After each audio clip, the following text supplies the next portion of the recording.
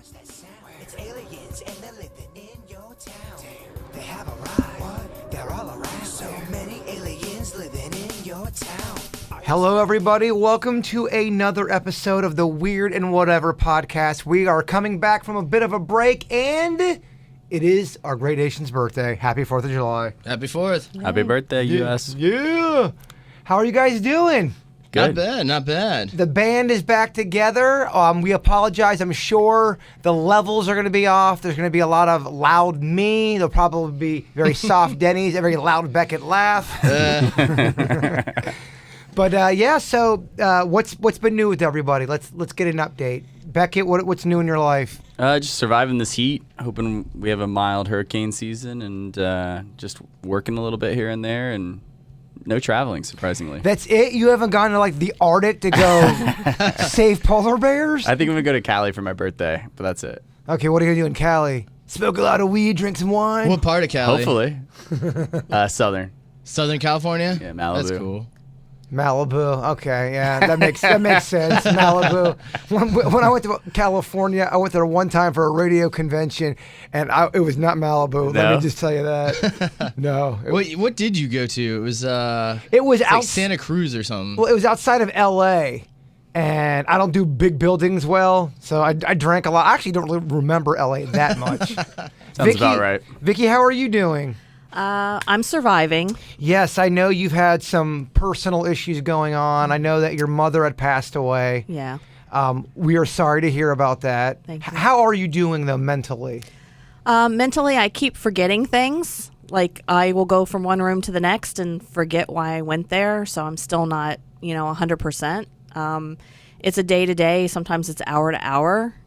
Sometimes I'll be honest with you. At the end of the day, I'll be in my room crying like I'm 2 years old. Sure, totally get it. Now, you being a psychic medium and really delving in the spiritual world, with your mom passing, have you felt anything outside of the norm? There was a couple times. One time, my daughter actually, she said, "Come up here quick. My room smells just like Grandma." And I went to the top of the stairs, and definitely in one spot, you could smell exactly, my mom's scent. And then when we moved and went back, it was gone. A friend of my mom's had sent me a religious song that she thought my mom would have liked. And I played it on my phone, and I was on the couch, and I felt, something caressing my arm as I was listening to it. There's been some kind of paranormal things happening in the house, but I'm not quite sure that they're related to my mom. I think they're related to other things in the house. Would you say when something like that happens, it could either cloud psychic abilities or it could enhance? Different for everybody? I would say it's different for everybody. Right now, I think I'm staying status quo, but I never read for myself. So that's the biggest thing that hasn't changed. I don't feel a whole lot like I normally don't feel for myself. Now, if I were to walk into someone else's house and that situation were happening, I would feel more than I do for myself. Now, at the hospital, when my mom was on life support, I did feel like my dad, I could see him in the background behind her bed at the hospital, but he was more towards the background. He wasn't in the forefront ready to take her right then. And then I was actually there when she took her last breath. And I honestly, it wasn't like this. I didn't see a light. I didn't see my dad or anybody else coming to get her. I was just concentrating on seeing that was her last breath. Sure. No, totally get it. Well, we're here for you, and if you need anything, I know your birthday's coming up. Let's throw you a big old shindig. Who's down to give Vicky a nice party? I'm down. Go somewhere chill. Yeah, or not chill. Turn it up. You want to turn it up to 11? Let's do this shit. Let's 11. do something real. That'd be fun at Weird and Whatever, get a table at 11. Yeah. There you go. Let's do spring break in the summertime. There you go. Denny's, and how are you, my man? Not bad. I got married over the summer. Yeah! Denny's! Whoop, whoop. Congrats. And I got medically approved for marijuana in the use of Florida as well, too. Which of the two are you more excited about? The marriage. But Liar. the other one is Why a you nice bonus. Nice bonus. But yeah, 2018. I do I found that I typically enjoy the more even years. And that's just a personal thing. Huh? So you believe the even years are better for you personally? Just in my life as it has gone, even years, and possibly just I have a positive mind frame going into each even year just because of the past. And obviously that's different from every person. Who would have thought Denny's is way superstitious? It's not really, but it could be just that I've noticed it. I have a different mindset and like next year's 2019. Everybody's gonna be talking about they just can't wait till 2020.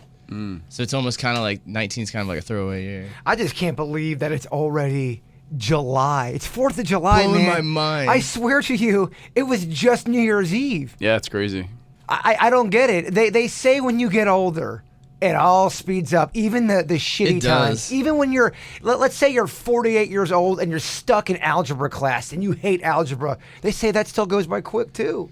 I think that's true. I feel like waiting for things now. When I was a kid, I was just like, I could not wait. I just had too much energy, I guess. And now, like, I don't mind waiting a little bit. Yeah, you're like, slow down. Yeah, Yeah. it's weird. It's really weird to see the shifts throughout your life. There's like every 6.5 or so years, like there's like a shift in the way you feel and think. Well, we talked a little bit before you got married, and I was trying to have a heart-to-heart with you. I might have had a buzz. I can't remember. But I was saying, when you get married, I know that it's going to be kind of a lot of chaos. You're going to have your family there. You're going to have people that you don't know. But at least take 10 conscious seconds of just taking it in and being in For that sure. moment and saying, okay, I'm going to remember this. Because I know there's a lot of moments in my life I didn't take the time to really absorb it. And it's kind of a blur, and I wish I would have, I don't know, take a deep breath and go, all right, this is cool. Like actually smelled the roses in yes. the moment. Did you smell the roses? I did. It was tough though. It is very tough. All the cliches they say about weddings are true. I mean, I think you just go through them. I think it's just how it is. It obviously became a cliche because of the way that it works out. So I mean, it does go fast. You do have drama. There's just always things. It's just- Beckett, are you heartbroken if you never get married? If you ride out in the sunset alone, does that bother you? I'm just more heartbroken to get invited to the bachelor party. There was no bachelor. He's Yeah. not a bachelor party kind I'm of not guy. really- I'm not either. I don't. Yeah, that concept's kind of. I get it. I mean, for the foreign days, because if you think about it, a long time ago, you would live in a town pretty much your whole life. You would adopt the job that your parents had before you, and you kind of generationally go through that village as that person who works at the cobble shop or the baker or whatever. So your chances of seeing other women, especially finding somebody and marrying them, that was tough. You wanted to. That was like your goal. But to see other women, we didn't have internet like we have now. So to have a bachelor party, you would have to have one of those to kind of get the excitement out. It's like almost like an old concept now. It doesn't really transpose into Yeah. our modern Okay, so lives. on a scale of 1 to 10, how high is Denny's? Yeah. It is the 4th of July. That has to be It's a great pre-stated. question. I love it. But To- I'm just saying. Go ahead. To answer your question, though, it's more the kids than the marriage thing. I mean, I'd still like to get married and have kids the old-fashioned way, but I think I would be more disappointed if I didn't have kids, I think, in my life. You want that Beckett bloodline to keep going. That's right. I think such a cool way to be selfless, but it's also in a selfish way. I think that it's such a cool experience in life. It's the ultimate goal of all creatures living here. Plants, trees, everything is Yeah. based on reproducing. You can't fight science. What if someone's asexual? That does happen. Yeah, it's not for everyone, but it's something. Would you be opposed to the concept of this type of relationship? Like you don't find anyone attractive. Like you just don't have sexual urges or attractions, and you find another person that's like that, and you guys live together and raise a child together. Would you be against that concept? No. I'm not against it. I mean, that's a pretty cool Well, I think when it comes to all that stuff, it really, are you there for the kid emotionally? Are you For there? sure. Are you there to train, or not train, but teach a kid to be compassionate to their fellow humankind, as we have to say these days? Are you teaching them a spiritual connection to people? And I think that's really what it comes down to. I could be wrong. I don't have kids, so I don't know. Well, I just think there'll be a trend in the future of people coexisting together in a relationship, but not necessarily like a sexual relationship, because of goals like wanting to raise a kid or wanting to have companionship. Vicky, what are your thoughts on that? I think that might work out better because you're taking out that element of getting your feelings hurt and For having sure. too emotionally involved in that other relationship, and you're ignoring the relationship with the child because of all the drama if you guys are actually in love and have those things going So on. I see that's a great point with the drama and having your feelings hurt, because you could argue some couples, when they have kids, they'll fight in front of the kids and they'll unload all their dirty laundry emotionally right in there in front of the kids. But then you could argue a kid seeing loving people together and showing love and intimacy and treating someone like that in a relationship is also a good thing to to teach them. And the people, if they're not involved in a romantic relationship, they can still demonstrate respect and trust Absolutely. and all of those other elements other than, passionate love. Yeah, you don't have to get your freak on to show respect and trust. Right. Well, there's a lot of people questioning if marriage and monogamy is something that's natural anyway. So there's kind of like a little. Brother, I'm not trying to interrupt you, but you gotta give me some more of that bass. There's a little There bit. we go. Not to be a buzzkill for Denny's, but I think that there's a lot of people, kind of questioning whether monogamy and marriage is for everyone. For sure, I've seen the studies. Yeah, there's open relationships. It's different horses for different courses. Sometimes marriage is great for people. Sometimes it's great for people for 10 years. Sometimes it's great as soulmates. Sometimes people like to be married and have an open relationship. So it's interesting the debate. Well, it's always weird how people think that humans are always just A, B, or C. And man, humans are weird, Complicated. complex. Oh, we're insanely complex. Everybody's different. Everybody is completely different. And what's weird for me is not going to be weird for Denny. So to put everybody in one little label, or you are this, you are that, it really is kind of crazy, because I don't know if anybody is any of just one thing. True. I don't even like the labels like good or bad. When you watch a movie, there's like a protagonist and an antagonist. So take like the movie Mrs. Doubtfire, for example. Classic movie. Classic movie. Everybody's rooting for. Who's the protagonist in that flick? I know we're going to have a quiz, Denny's. Well, if you haven't seen it, probably Robin Williams would be who you're rooting for. And then Right. Pierce Brosnan's probably like the antagonist in that. He's trying to wreck the relationship that Robin Williams is fighting for. But we're seeing it from Robin Williams' perspective. So in our perspective, he's the good guy. He's got this wife. They're going through a tough time, and he's trying to get his kids back, and there's this other guy coming in and trying to wreck that for him. Yeah. But if you take it actually from Pierce Brosnan's position, he's actually the good guy because he's doing everything right. He has a great job. He's coming in to help this family and raise these kids. Robin Williams is a deadbeat dad. He can't keep a job. I love it. He's arguing with his wife. He's a drag queen. Well, every time somebody tries to talk to him, or she tries to bring up a thing about the relationship that could help, he doesn't take it seriously. He makes Right. a joke out of it. So if you look at it, he's actually the bad guy in that film, but it's only based on the perspective we're looking at. That's why I don't Totally. like the terms good or bad. That's a good point. It makes me think of you guys have seen Wicked? Oh, the musical? Yeah. Yeah, for sure. So Wicked, what Wicked does? Wicked the musical? Yeah. No. Bird has No, not I've seen not. that. Absolutely not. You have to go to New York to see that. So what Wicked Oh, does? do I, Denny? Oh, you New York snob. Do I gotta go to New York No, to that's see what I'm saying. Wicked? Bird, that's probably why Bird has not seen Man, it. why does everyone in New York always gotta brag about New York shit? I know you're not from New York, but you just kind of wore New York for a second. You gotta go to New York to watch that shit. Well, that's what I'm saying. Like, there's no way Bird went up there to go I'm see just that. kidding with you, man. That's true. But what Wicked does is it took, everyone hated the Wicked You're right. Witch of the West, and it totally flipped that narrative on its head because it gave a totally different perspective of her. It showed it from her side. How Exactly. She was tortured through school. Well, they did the same thing with Karate Kid. Yeah, Yeah. Daniel LaRusso, the main dude in the movie. Oh, the Cobra Kai's are kicking his ass. Let's change that perspective and look at You're right. Johnny, the main Cobra Kai. Well, this new guy's in town, macking on his recently ex-girlfriend, who they're kind of taking a break on, and now he's getting involved with her, and he's taking a no. Screw Daniel. I'm a Cobra Kai till I die. Yeah, what a dick. Yeah, Yeah, so you're right though. It's all on change the perspective of the character. yeah, that's how complex we are. So putting, like you say, putting things into categories of like this person's A, this person's B is insane. All right, it's just an archaic system. Vicky, go ahead. You give us a movie example now.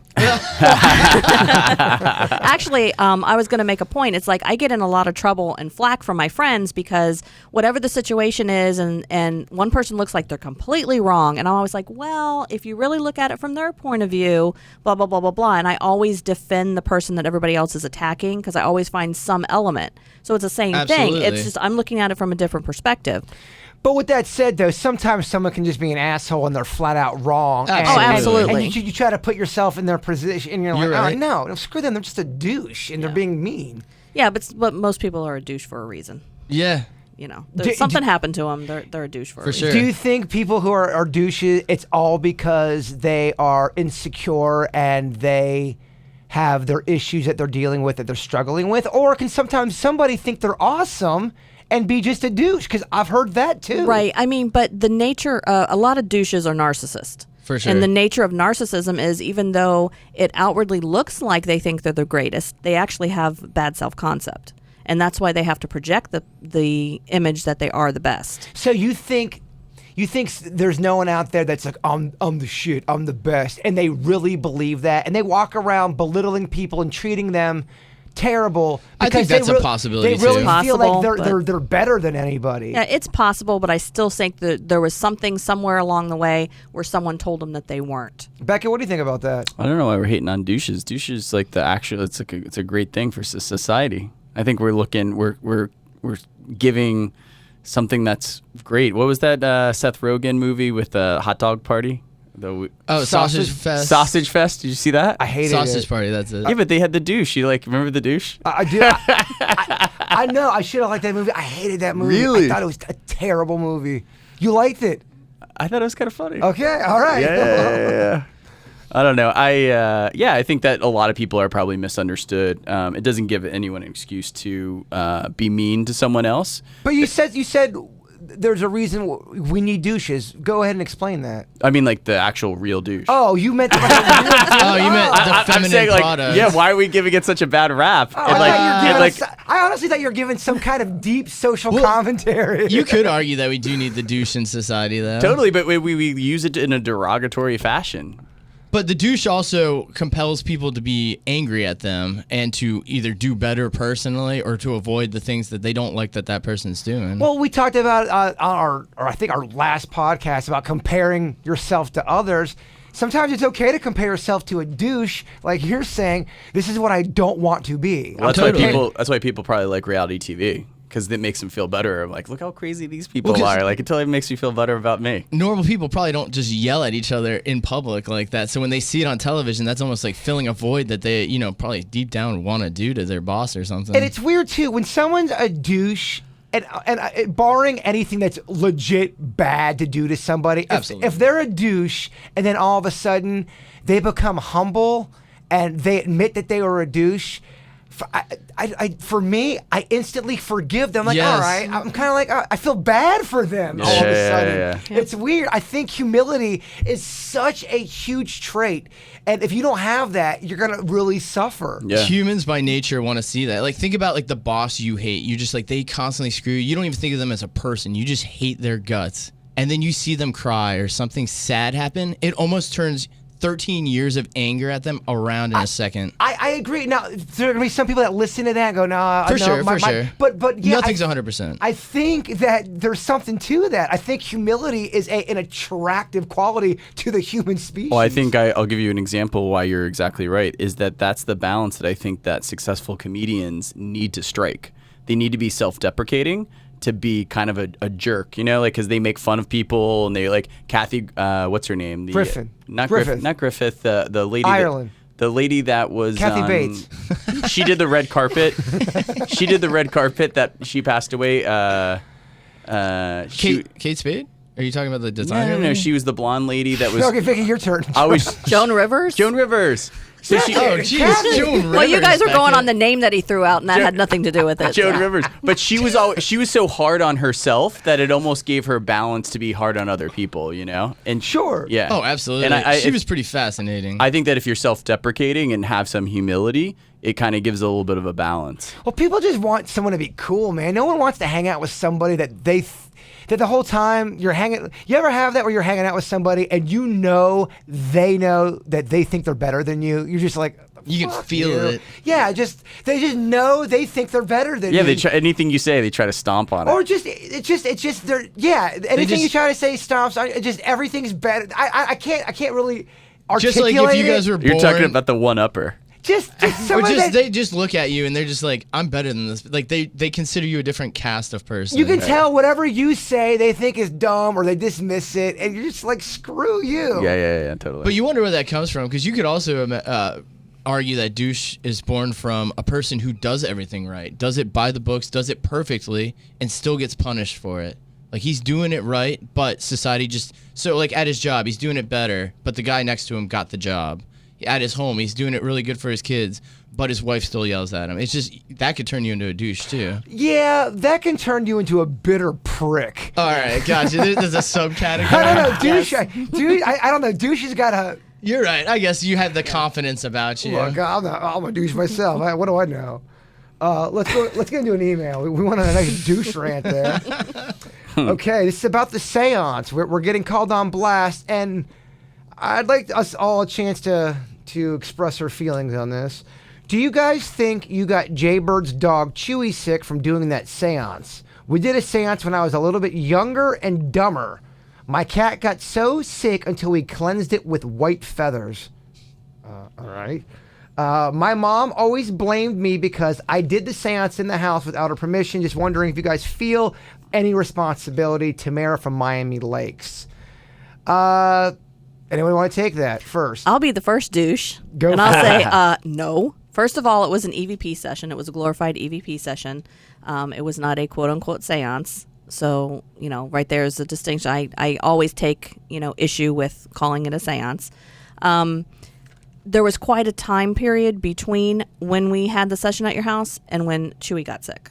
There was enough of a span to see that it wasn't a direct response to it. So I personally, now me and you have a difference of opinion. I look at it as a seance, and I still think it had nothing to do with my dog getting sick. There's just things that happen sometimes in life. Dogs get sick. Was it his diet?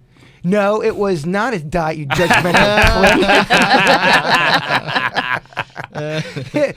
We believe it was a poisonous caterpillar. Oh. It's theories, of course. My dad saw a special on Caterpillar. It was on the news. and he was convinced that Chewy got attacked by a lawless caterpillar. It fell onto regardless. But yeah, no, I'm not that powerful. No. If I was that powerful, I'd be making shit happen all the time. Believe me, me and Denny's would be rich. And You'd have your own morning show. yeah, and I wouldn't have a shitty truck. And you know what I mean?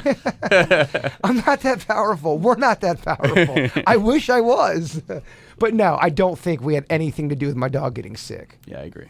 Denny's, you were there? Yeah, I don't think so. Like she said, there's too much time lapse in there. You think a demonic spirit would immediately possess, and you would see changes pretty quick. So this email is titled Smelling Death. Whoa. Denny, do you have any creepy music over there? No? All right, cool. My grandma was a hospice nurse who always talked about the smell of death. She claimed that she'd always know when a patient was about to die because she would start to smell death in the air. That always freaked me out. She told us it was a sense or an ability she had developed through the years of being a nurse for hospice. She claims not everyone has this ability. I guess it's not just a nurse thing. Other people claim to have the same gift. Have you guys ever heard of anyone having the ability to smell death? Is this a psychic ability? Vicky, what are your thoughts? I would think that it's absolutely possible for someone who, especially on a daily basis, deals with people who pass away in hospice situation. My mom was in the care of hospice when she died. It's funny that you talk about smell, though, because we're in the process. They had taken my mom off life support, and we noticed that there was a strange smell in the room, but we didn't think much about it. Well, come to find out, the room next to hers, there was some kind of weird smell coming from there, and they couldn't figure out what it was. So they come to us and say, we're going to have to move your mom to another room because we have to close this floor down. And I'm like, really? Well, I guess my mom didn't want to be moved because it wasn't too long after that when they were in the process, they were going to move her, that she went ahead and passed. I guess she didn't want to be bothered to be moved. Yeah. Sure. But so I can't tell you if there was a strange smell or any kind of smell in the room because I was busy smelling whatever was coming from the next cubicle. But it's absolutely possible. There are definite signs for people who see people pass every single day that they are going to develop something. In that case, she can hear, she can smell. I my mom had the old, you know what they call the death rattle. I mean, I could hear that in her breathing. What is that for people who don't know? To me, this is what I've always heard about the death rattle. When people are about to die, their breathing changes and it sounds like a rattle in their chest. She started to have that sound. So I assumed at the time that was that death rattle that people are talking about. How far after you heard that did she pass? I say the death rattle started about an hour before she passed, somewhere in that area. But there's definitely signs, and especially people who work in that field, I'm sure they can tell you all kinds of tales of things that they can see, they can sense, they can smell, all of those things and feel that they experience on a daily basis. Well, imagine you are someone who works with that every single day, and you are a spiritual person. Let's say you're someone to the extreme. You practice spiritualism. You go and you meditate, and you're connected to whatever you want to call that, and you have pride in your job. And you're seeing that, and you're feeling all that. I could see how that could be possible for someone to be able to sense something that the average person could not. Absolutely. In fact, years ago, actually, when I think I was on the KVJ show years ago, and it was when you were on another station, and yes, on Smile 95.5, Another ghost. yeah, another ghost. past thing. And I got a lot of attention from being on your show that time. And I was actually contacted by what is now Palm Beach State, someone in the nursing department that wanted me to come and teach a course to nurses on what to look for when a patient is getting ready to pass. So That's this cool. is accepted in the medical field. Oh yeah, I think when it comes to passing and all that, I think there's some stuff that people can sense. Oh yeah, absolutely. I imagine because as far as a smell, you would wonder because if you're on the way out, you would imagine there's gonna be chemical changes in your muscles, your bones, your chemistry as a whole. I bet your body is preparing for what's about to happen, and I imagine that could make changes that are physical or you could smell. Yeah, I've heard nurses talk about that before, about how they there's almost even a look I've heard them talk about. They say the skin starts to turn a different color. There's a different. It's almost like they're preparing to go on to the next level. My mom's skin color definitely changed from the time that she arrived at the hospital on life support, and then a few days later, you could see the coloring changing. Are you? And if this is too deep of a question, you don't have to answer it. And the reason why I'm asking you this question was because it was something I went through when my mom passed. Because I was there when my mom passed as well. And my whole thing was I wanted to catch my mom's last breath by being like almost over her. I tried to time it out, almost like her spirit would go through me. When you witnessed that, because for me it was almost like a sense of peace. I was sad, of course, but I felt like I'm gonna always be connected to my mom. Did you have a feeling of solace, or was it? What was your feeling on that? This may sound self-centered, but I almost had a sense of pride because, like we were talking before the show, my brother was not able to be there. He's older than me. My sister was not able to be there because they, quote unquote, couldn't handle it. And I'm sure that my mom would have preferred to have all of her 3 children, but I know if she could only pick one, I know that she would have picked me to be the one, to be the strong one, to be there and to experience that. So was it easy? Heck no. It's the hardest thing I've ever done in my entire life, to watch my mom's last breath come out of her body. But I'm glad that I did it because I'm stronger for it, and she wasn't alone when it happened. So I wouldn't change. It's a good way to look at it. Absolutely. No, I mean that's the right way to look at it. To be quite honest with you. And I do have to give credit to my my daughter-in-law, Brittany. She came with me. Brittany. Yeah. And she was on one side of my mom, and I was on the other. Like I said, we got a little distracted with the smell and having to, think we were going to have to evacuate. And then by the time we came back, we had only sat down a few minutes when we thought they were going to have to move us. And then I looked over, and I noticed that she wasn't breathing. She had a pacemaker, though, so that was kind of weird because she stopped breathing, yet she still had a pulse because the pacemaker was still working. Got ya. So I just waited a while to make sure that was the actual last breath, and then I went and got the hospice nurses, and I didn't wait for the pacemaker to stop. I just waited for that breathing to stop. Very good insight. I mean, it's something that we're all going to have to go through eventually. I mean, we all know the ending of this game. But yeah, great insight, Vicky. Let's see here. We have okay, this is kind of... So on the KVJ show, I talked about how I got this buddy of mine who is a truck driver. He drives all over the country. I won't say what company he works for because he didn't want me to. But he stopped off at this truck stop. And while he was in the truck stop, a man came in and tried to stab him with a knife. It was an attack. He said he broke free. It was this big thing. And he just took off. He didn't report it to the police. He just, because he was literally in an area. He had no idea where he was at. And he was en route to another area. So this is what basically that email was about. But could you imagine that you're going in there to take a piss and someone tries to stab you? Yeah. So here's the email. Please talk about your friend who almost got stabbed in a bathroom. The same thing happened to me 4 years ago. I was traveling from California to Florida. I stopped off at a rest area. I was walking out to a bathroom. I was walking out of a bathroom stall when this bearded man wielded a knife trying to stab me. I was able to fight him off somehow and then took off running. For some reason, he didn't come after me. I was the only person at the rest area, so he could have easily caught me and killed me if he wanted to. That's not even the weirdest part. A year later, after my attack, my sister had a similar experience. She was walking in a parking lot late at night when out of the blue, some random guy started choking her. Thank God a passerby helped her. The man fled the scene. Neither her attacker or mine was ever caught, both in different areas and in different states. I think this happens way more than people know. Amber from Wellington. Oh. Holy shit, man. Dude, I was talking to this kid at a party once, and he kind of was like one of those guys that kind of travels around. He kind of he'll hop rides and stay in a town for a while and then hop rides to another. And he was saying that there's like a network of truck drivers that go around and murder. They kill at truck stops, and then they brag about it on like their social networks or like through the ham radios and stuff, but they use like codes for it. Jeez. And that's like a thing. He said I was like, what? You know, dude, this is a while back when I was partying, so I was like, is this real? I mean, the guy was on LSD. Yeah. But he said that legit. He said he was trucking with some guy, and the guy was telling him about it, and it got weird, and then he bailed. Not every, I shouldn't say every, that's too much, but so many of these murder specials that I watch, there's these truck drivers that have that extended cab and they turn it into a torture chamber. What? Yes! They keep their victims in this back cab.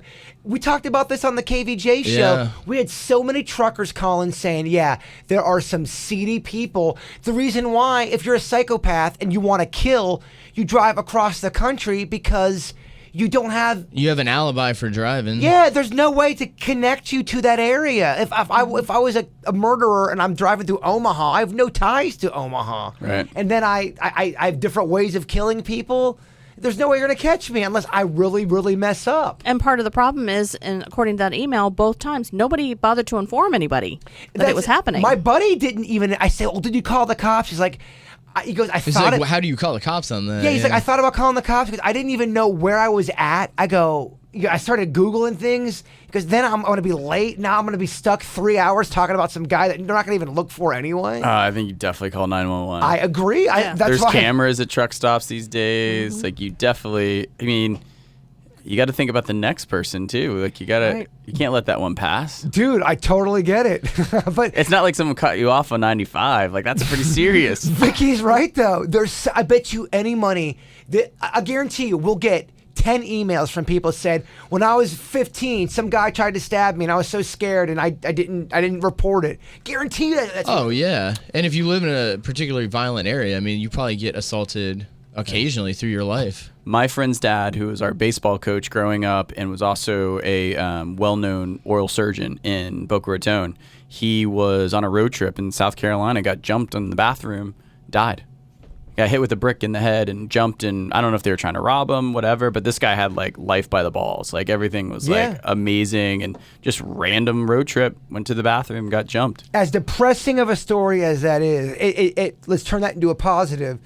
You just don't know when your time is up. So that's why you really got to always just be aware. Just be aware, but also just really enjoy it, being alive right now. Totally. But I also think that there's some, like, when I have kids, you know, we talk about kids, like I'm at an age where I start thinking about, I'm like, I'm going to put my daughter and my son in like a self-defense class. Oh, absolutely. You know, for sure. And have situational awareness. And I grew up in Boca in a life that I never really had to worry about that kind of thing. It wasn't top of mind. And one of my good friends, he grew up on the border of Mexico in New Mexico, and he would get in fights and do all this stuff. He had a very different upbringing than me. And it's always interesting to me, like I'll go to a bar and for a long time I didn't even know this, but he like thinks about where he's sitting when we go, like we could go to Flanagan's. And he, has his back to a certain place. He drinks out of a bottle rather than a can in case he needs to break it, as self-defense. I mean, but these are all good things to think how about. he was raised. Yeah. And there was a moment, I think it was like 2 years ago. He's really proud of this story. We met some girls at Flanagan's. We walked down to their place. There was like an after pool party, whatever. And he was working. I was just wingmanning it. And next thing I know, there was this guy barreling at me with his shoulder down, tackles me. Turns out the girl that I was not hooking that up you were with. wingmanning for, yeah. Yeah, like she had just broken up with this guy. I didn't even know what happened. Jumps up, they're rolling around. My buddy chokes him out. But like he was like He saw it and aware of developing, it. Knew yeah. how, if I was by myself, Oh, it was game over for me, But it's interesting to have that mindset, just to be aware of what's going on in your surroundings and be ready for anything. Side note: Flanagan's have amazing egg rolls with riblet meat in it. Oh my gosh! I don't know if they still serve them, but back in the day, man. Oh, That's something that you used to be in my wheelhouse. Those kind of things. Before I went plant-based. Veg. egg roll with riblet meat. Oh my gosh! It was one of the best things I ever put in my mouth. I haven't had it since 2007. I don't even know if they have them anymore. I digress. And no, we're not sponsored by Flanagan's, which leads me to my next topic. We still are looking for sponsors. If you want to sponsor the We Whatever podcast. Let's do another email. Have you guys heard of the Bechdel test? Now, this Bechdel test is, have you heard of this? No, it sounds like my name, though. Basically, for a movie to pass the Bechdel test, it must contain just one scene where the movie has to have at least two women in it. They have to talk to each other, and it can't be about a man.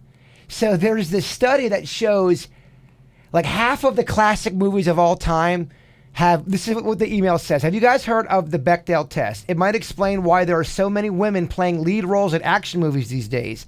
In fact, this test may be why you see all movies like all-female Ghostbusters and all-female Ocean's 8.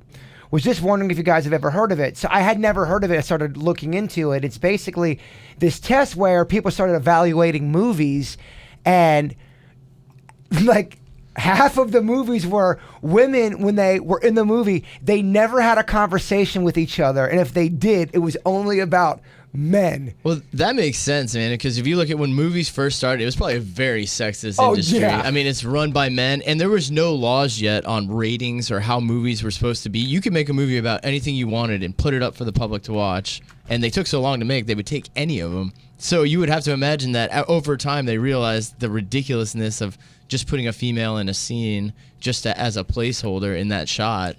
And Yeah. then they probably had to put a rule in like that, like an old school rule like that, to include women actually having dialogue. I'd never heard of that before. And they said if you look at the original Star Wars, there's no women that talk to each other. In fact, there's no women really at all. Yeah, you're right. It's a lot of puppets and men. It's a lot of puppets, and there's this list of all these class, all these. That's why when I read it, I'd never heard of it before. They said if you look at all these classic movies, watch when there's women and when they're talking. Majority of these movies is where there's not one scene where women are even talking about just like getting their hair done. It's always about men and relationships. How different do you think that is from real life? That's a great question. Vicky, you're the woman on the show. Good call. We do quite a bit of man bashing, I will admit. Yes. Yeah. Do you think Hollywood was always tip of the spear in terms of pushing liberal ideas and mindsets and philosophies, or you think at one point in time it was a more accurate mirror to society? Meaning that if it was very sexist in the 50s and stuff like that, was that less bad or worse than what was actually going on?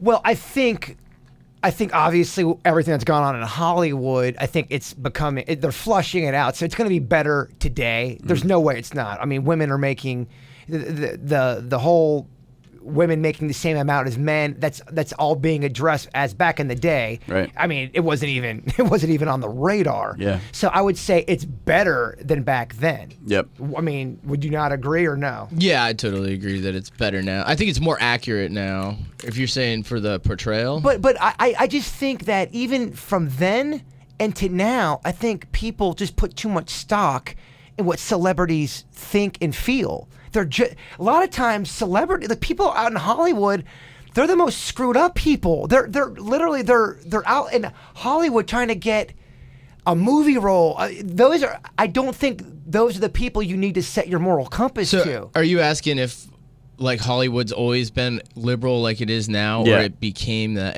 or it became more like that? Is that Yeah. Well, so you would wonder, if you think about it, the cogs that turn America would be hardworking Americans who do it right. They get married, they buy the car, they buy the house, and they keep everything going. Well, think about it. If you have an actor who's getting paid huge amounts of money, they're going to do way crazier things with their money.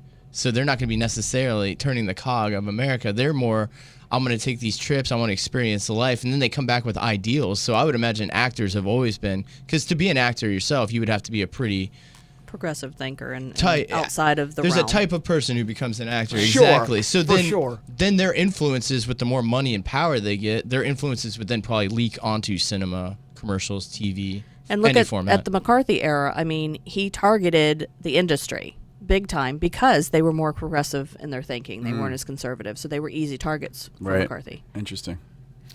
Yeah, that's a fascinating point, and I just think it's a crazy town. Now, I can think of an exception to that with an old classic movie, that Whatever Happened to Baby Jane. Two female characters constantly interacted with each other, and I don't think any of them ever mentioned a man. Yeah, there are some movies out there. So again, you wonder if someone who wrote that and does that theory, is this an agenda that they have? You know, is it an accurate portrayal, or is there something to it? I really don't know. I just read up what it is. Yeah, that's a big question. You know, I mean, everybody. That's the kind of that's what I mean when I'm talking about just taking what people say that are celebrities with a grain of salt, because everyone's got their own personal agenda, whether they want to admit that or not. Whether you're going to a sub shop, you have an agenda going to that sub shop. Absolutely. You're there to eat a sandwich. That is what you're there for. Yeah. People that are going to give their opinion, they're giving their viewpoint, their perspective, Totally. and then the thing that turns people off with Hollywood is if you don't share their same perspective, well, you're a bad person. And that's where I think that's just where we're at a lot with just talking with people right now. There's nothing in the books that says with wealth or popularity comes insight whatsoever. So the correlation between the two, it's only because they're a familiar face that you recognize from television. So you kind of assimilate with them just because you see them, you feel like you know them. So you maybe take what they say a little bit more. If it's somebody that you like. If somebody you don't like, then you're going to think the opposite of that. No, that's a great point. I think what happens is when you see somebody in the spotlight and you watch them and it's now become like it's like a movie to you. It really is. You don't see them as a real person that's very flawed, that could possibly have a drinking problem, or you know what I mean? Yeah. And it brings us back to when you see them go to rehab or they have a marriage, like you're invested in that because you like seeing the humility in things that you don't consider human. And it goes back to like the same thing when you hit your boss and then you see him cry and you're like, oh my gosh. I think outside of funding things, that wealth from a psychological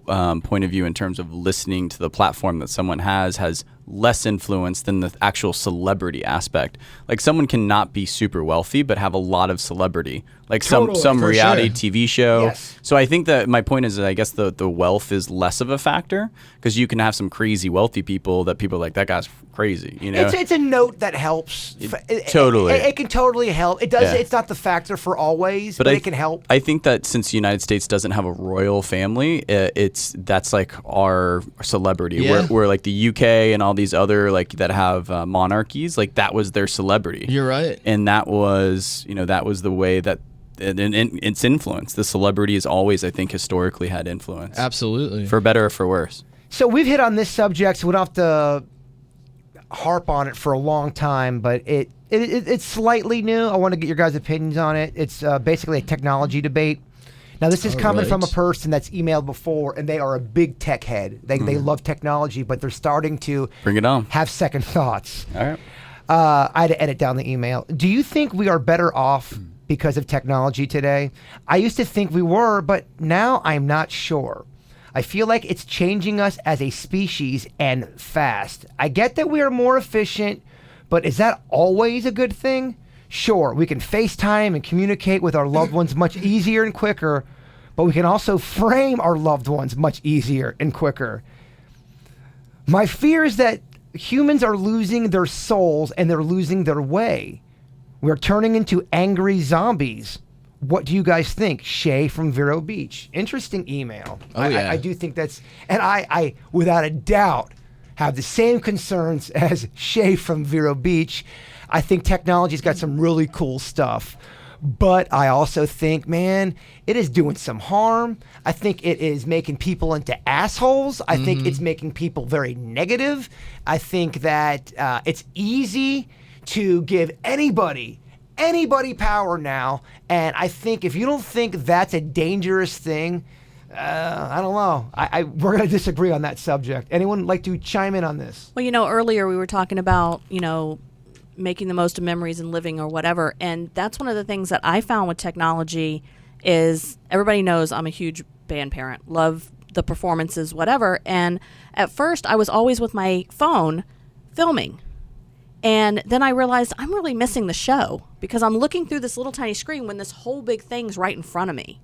So I stopped filming it on my phone and enjoyed the moment. And I think that's part of the problem. And there's a picture that appears all the time on Facebook where everybody else has their phones up and they're filming, and there's this little old lady that's just sitting there watching. And she's the one who's really enjoying it because she's watching it live and she has it in her memory rather than on her phone. A very good point. I think it's a great conversation to have, and I think it's something that our leaders need to learn how to govern it, literally and figuratively. I think that there's a lot of pain and suffering in the world that technology has helped bring people out of, whether it's 3G towers in Africa that have provided people education. And I think that there's a ton of good, but you need to, of course, balance. Great point. Balance the bad. And I think that technology can also sometimes figure out its own problems and issues. Like, for example, Vicky's example is eventually you're not going to have to hold your phone up. Eventually it's going to be your contacts.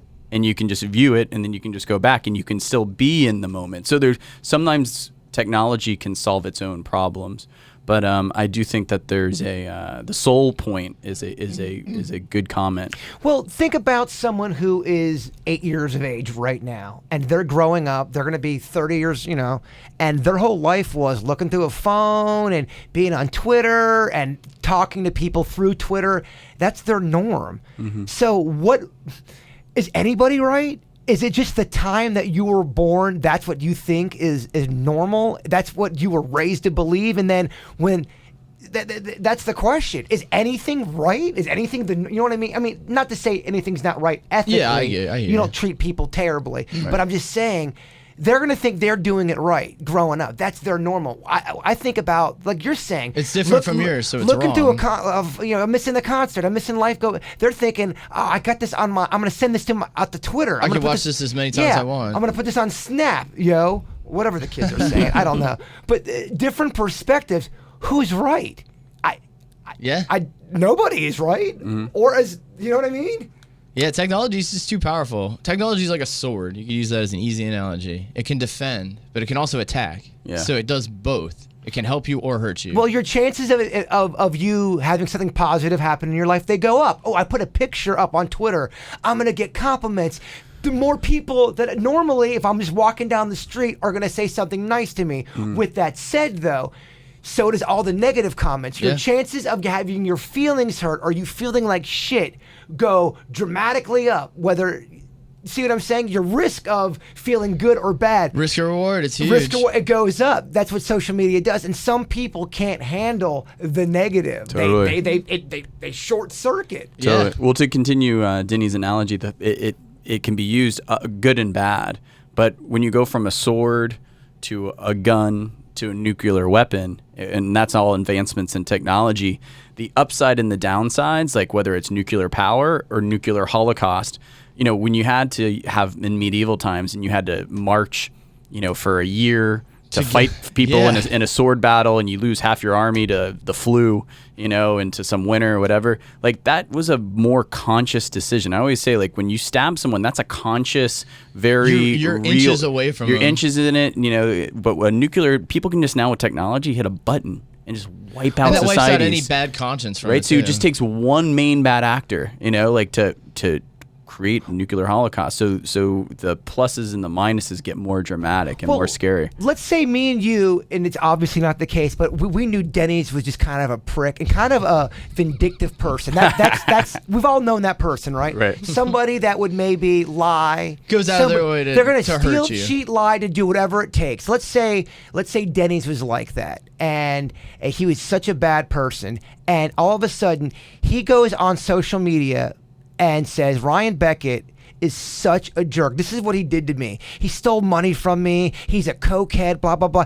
There is a percentage of people that are going to believe Denny's, no matter how real or fake that is. And you're never going to get that back. Right. That's a scary thing that everybody on this planet now has the power of. And people like to act like everyone that uses social media is on the up and up. Are you kidding me? Yeah. Anyone can have Has it. anyone heard of the show Catfish? Right. You know what I mean? That's something that's different that we didn't have to worry about 10 years ago. Well, I think another danger is look at what small percentage of our brain power we use now. Once we get more and more technology, unless you're the one inventing that technology, things are going to be done for you. That's even a smaller percentage of our own brain power that we're using. We're going to be completely mindless little creatures depending on an electronic device. I mean, that's a problem, right? People are going to go, oh, no, you're just quicker. It's teaching you quicker. But if you don't get down and get a little dirty, feel the pain of life and learn some shit, aren't you going to be kind of like that email, angry zombie? Yeah. Well, you could use your technology to watch porn all day, or you could use technology to learn some shit, And so it's a big difference. Like, I'm getting my doctorate, and the difference is Bragger. We get it, Beckett. You save animals and you're a doctor. And you have great hair. All right. But the point is like I was talking to one of my classmates, and what people used to have to do, like you have to, like some of the journals that we're, studying and citing in our things, so much time was dedicating to like doing proper formatting and citing and borrowing a book from some other university's library. Now I can be at home. I can sit there. It automatically cites it. I can research. It can automatically cite it. I don't have to worry about my professor dinging me about where I put the parentheses and the period on it. And I can get a book anywhere in the world, any journal article right at my fingertips. So there's an example of technology being good. Agreed. For medical, but also, to your point earlier, making us lazier. We don't have to worry about grammar. Why would we focus on something that is irrelevant now because our computer will fix it? So there's no point for us to learn it. You might be bitter about it because you had to learn it. So if you're a 55-year-old English teacher and grammar is so important to you, and that was how you were raised, and now you're seeing technology kind of get rid of that, who's right? And people type in was, W-U-Z. That Yeah. probably hurts your feelings. But you have a whole generation thinking, yeah, but this is easier, this is quicker. I don't have to learn all this shit from these books. And to your guys' points later, being mindless zombies, in the future, if all the machines are doing all our work for us, why would we care about how that works? We could focus on other things like arts, advancing our medicines, advancing other technologies. So the answer is the old people are right. The answer is, based on whatever generation you're in, you're going to think your way is right. It's interesting to your point. Usually it seems like society always thinks that the old people are wrong. Oh, that's For what sure. Dude, since the beginning of time. You see it with music, you see it with movies, you see it with comedy. The 20, the people coming in are like, oh, they're so old and out of touch, and the old people are like, oh my gosh, can you believe the irresponsible ways they're going about life? It's been this way, and that's my point. Do you think that's just social issues though? Because I think sometimes like a lot of people look to art and music with a sense of nostalgic and respect. Agreed. Yes. And they give like even like, hip hop artists will like, give a shout out to Run DMC. Well, that's who they grew you know up what I with mean? And they're like, and idolized. they almost put them on a pedestal because they're like, oh my God, they blazed a trail. I think it may be more social issues. Yes, I think it's become uncool in this society to celebrate people who are older, who are wise, and who have been through shit, that have something to offer because they've been through the fire. Yeah. I think there is. I mean, you're always gonna be able to find an example of people that are older that are succeeding, but we've talked about it before in other cultures.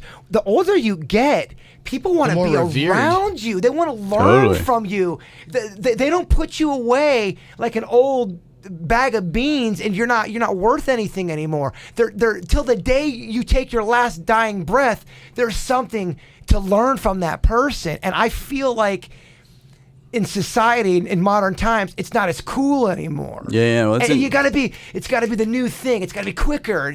We got to absorb it now. What's trending right now? And Right. I don't know. Lao Tzu, one of the greatest, people that prophets out there that would speak about wisdom. No one's talking about Lao Tzu. They're talking about, other bullshit. It's an interesting point because, like, in the British government, like the more gray your hair and the bigger it was, the more power you had, like, on the court. That's why they wore those gray wigs. Yep. And that's where the saying "bigwig." Oh, you're a Absolutely. bigwig now, Yeah, right? yeah. Because big wigs was like, that was more respect, and that was just Status symbol. Status symbol that they respected, and they thought you were more wise when you were old. Well, does anyone want to challenge my perspective on that?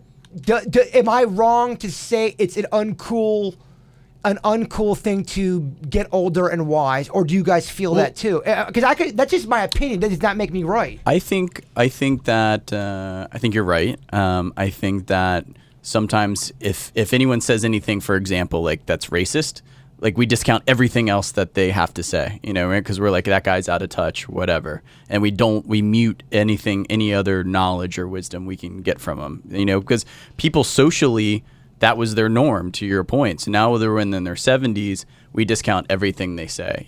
Clint Eastwood talked to a chair one time and seemed to be a little, whatever. And then all of a sudden people like didn't want to like listen to anything else he had to say. Vicky, what are your thoughts on this? I think that certain aspects of the human race were the same day one as they are in 2018. Yes, I agree And with that. I think that those are the ones that, regardless of, as you get older, you keep those. And that's the things that people need to listen to.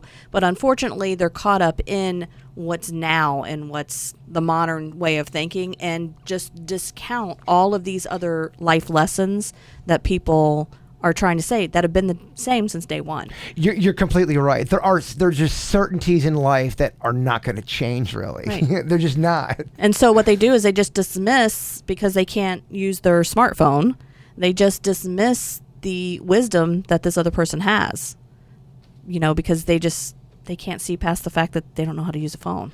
I'd love to get your perspective, Denny's.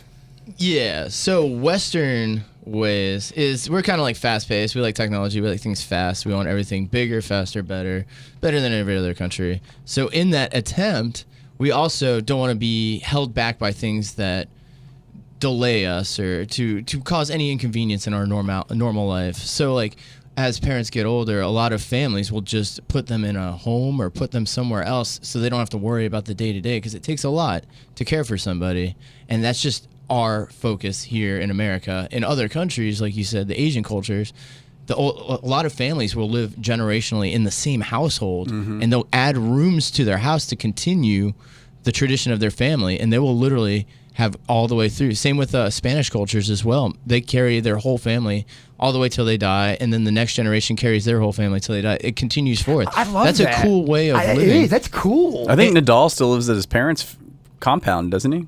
Rafael Nadal. Oh, I don't know. Denny's not a real big tennis guy or sports guy, and he has no idea what the hell you're talking Yeah, about. I don't even know.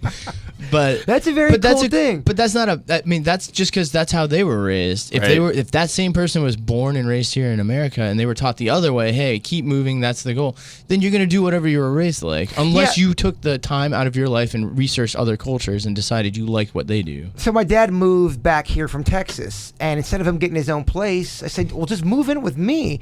And it's been the best thing that's happened to me in 10 years. I'm not even kidding you. I love that concept of reconnecting with parents later in life, because I think that's such a great way of, because I mean, they brought you in. You want to get out there. You want to spread your wings. You want to fly. You want to do some things. But ultimately, you have to carry that person to the next phase. Do you think that society norms make it tougher, for example, for you to date with that kind of situation? No, because the way I look at it, if I'm going to be with somebody, they're going to understand me. They're not going to judge me because my dad's living there. I know my situation. For real. I'm there. My dad's there because I love my dad and I want my dad there.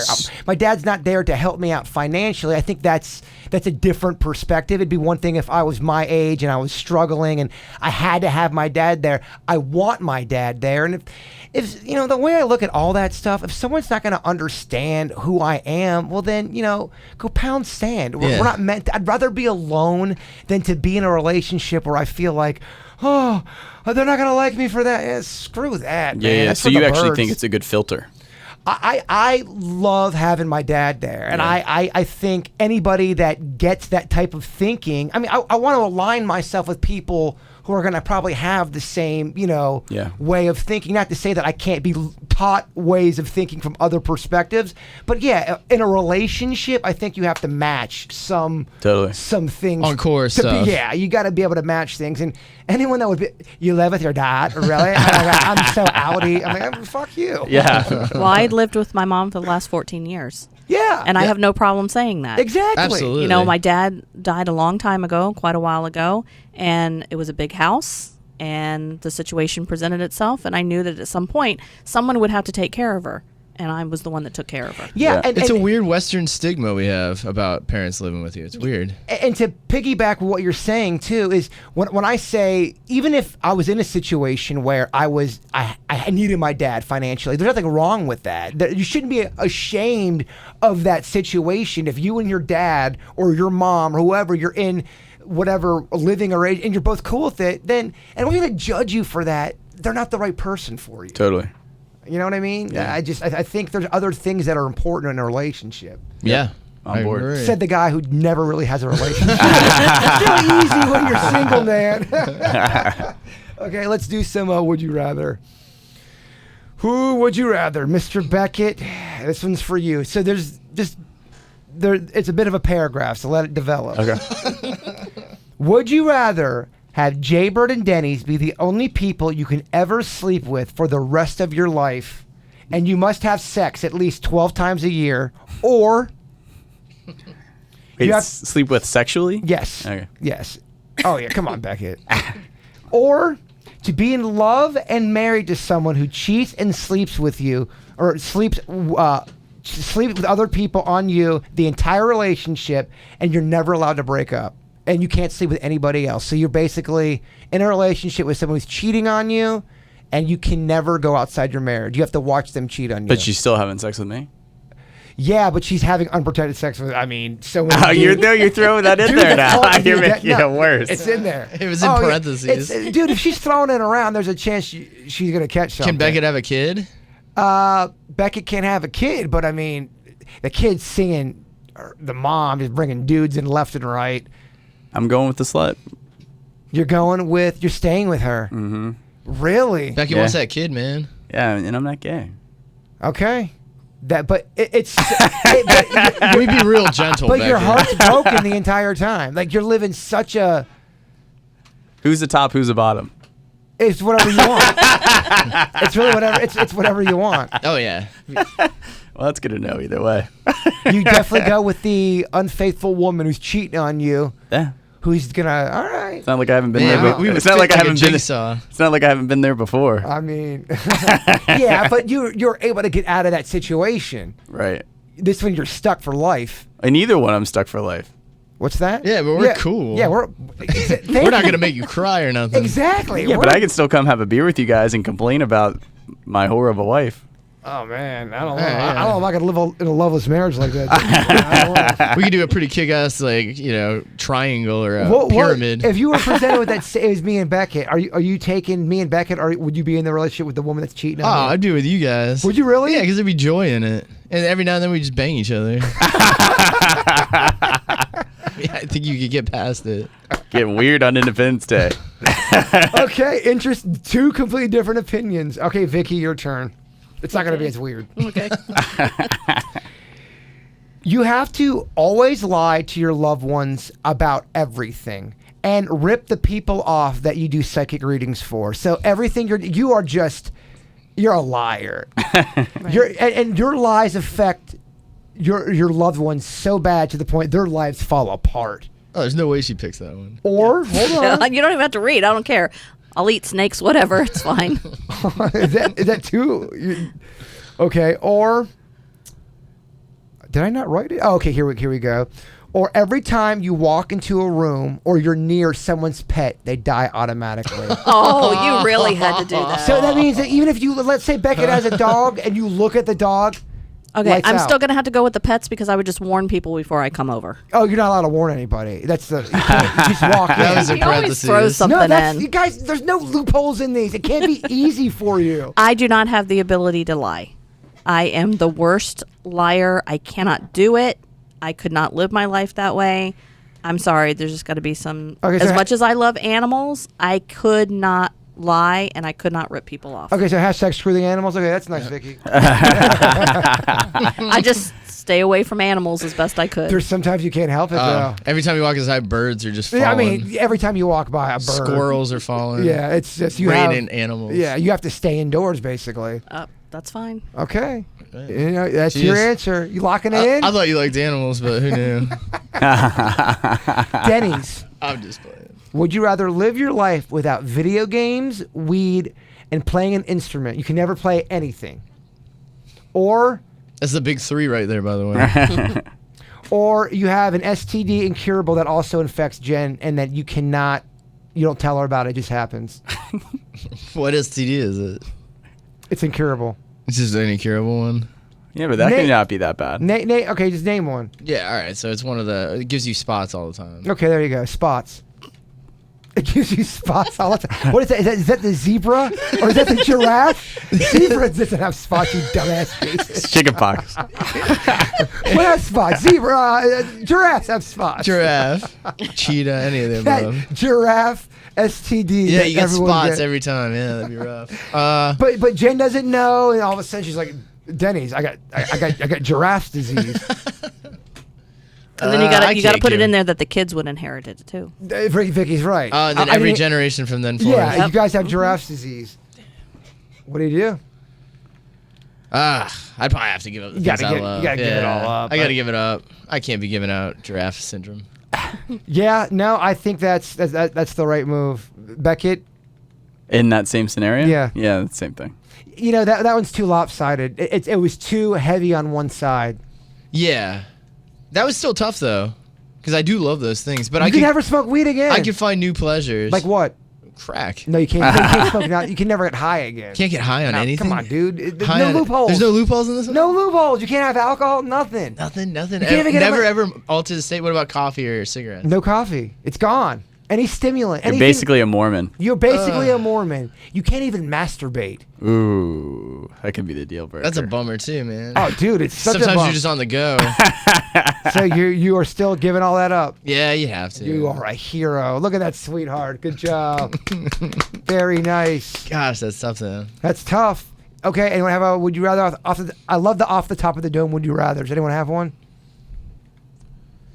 Cool. Come on, Danny, would you rather go back to eating meat? I eat meat. I'm not eating it right now for my diet. That's a kind of it's dumb. All right. What about? I'm just kidding. What about? You can never diet again. Denny's. All right, Becca, what do you got? I'm just saying, you've been happy about your diet lately. No, it's terrible. I'm only doing I know this you're so not can- happy about it, I'm but you're only happy doing- about the results of it. only doing this to get. If you had to get rid of one of two holidays, one was 4th of July and one was Father's Day, which one would you pick? by Father's Day. Really? Yeah. Oh, dude, I would get rid of both. No dilemma. Well, no, you got to. You have to go home and explain that to your My dad. dad could give a frog's fat ass about his birthday or too Father's easy. Day. I think we should just celebrate annually, all year, every day. We should just celebrate. You could argue I that thought I you- was going to guilt you into a little bit of a No. tougher decision. No, You but- should have said Christmas and Well, I like think he another would pick- super big one. I think you would pick Christmas. I think my favorite. Thanksgiving. I think my favorite holiday is Halloween. Is it? What about you, Vicky? I'd say that's Halloween. probably. Yeah, it's Halloween. probably So, one of my okay, favorites. the feel of Halloween. So what if you had to get rid of, you had to choose between, and it affects everyone, Halloween or Christmas? Halloween or Christmas? I would keep Christmas because I know that people would want to kill me if they didn't get presents and snacks and shit. I find that not everyone's into Halloween, which kind of blows my mind. Halloween's great. You get to dress up in costumes and shit. Get free candy. And Chicks I are love dressed- when it starts to get dark and you turn on a horror movie and then, it's dark outside and the trick-or-treaters are coming to the door and I stuff love like it. that. Yeah, and the time of year, it's spooky, it's chilly. Yeah. Has anybody seen that new horror movie with John Krasinski that's supposed to be really good? Oh, what's it called? Angelica, have you seen that movie? That's our producer. It's Emily Blunt stars in it.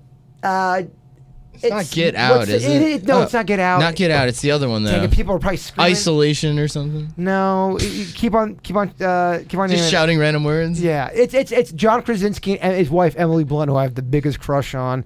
She's got that. Don't breathe. Yeah, I think that is it, right? It's So the one where the people are deaf? It's the one where you can't breathe. You can't see. You have to whisper. That's supposed Yeah. to be I think amazing. Is it called Don't Yell? I'm supposed to. What is it? Yeah, she's gonna come in and tell us. It's supposed to be an amazing movie. Denny's Here, while we wait for her. A The Quiet, Quiet Place. That's it. A Quiet Place. Yes, we should go see that together. I'm into it. I'm down. You guys want to do that? Yeah. Who's going to hold Beckett's hand? Yeah, Becky's gonna have nightmares. Bitch boy Beckett. I don't know. Jason propositioned me today, so Yeah. You'll be right in between Denny's and Jason. Oh yeah, it'll be just like a sandwich. Next week we're gonna start something called the hot seat. Everyone's gonna be in the hot seat. Starting off first is gonna be Beckett. Oh. We're gonna ask you 5 prying questions. You got to be honest. Okay. For example, who is the biggest douche that you met out of the Bachelorette franchise? Okay. Yeah, if you're able to tell that. Now, if you plead the fifth, that means you have to donate $100 to our charity Little Smiles. Okay. You guys cool with that? Yeah. Cool with that stipulation? That means you got to answer the questions. Does that equal a $500 day? What's that? If you take the fifth on, it's for each question. Yeah, if you don't do a if you go 0 for 5, it's $500. Okay. You into that? Yeah. Okay. Got to be honest, Gotta do it. mother effers. Does anyone have anything to plug before we get out of here? No? Well, everyone have a happy 4th of July. Do you have something to plug, Denny's? Happy 4th to everybody. Hope everybody has a great day. We Thanks do- for joining us. And we should be back on a normal schedule, I imagine. We took a couple weeks Yes. off because of the marriage, and then obviously us going into summer and everybody getting all their plans in order. Yeah, we'll start doing the 11 o'clock, 11:30 broadcast during the daytime. We also do have Cocktails and Karaoke coming up on July 6th. Well, this Friday, yeah. This Friday. Yes. Come out this Friday. We'll be in West Palm Beach, 7 to 9. Oh wow, it's local too. You going to do it, Beckett? I think I will. Oh, we've heard Oh, this we've heard- shit yeah, we've been down before. this road. This is the real deal. We love you all, and Bigfoot is real.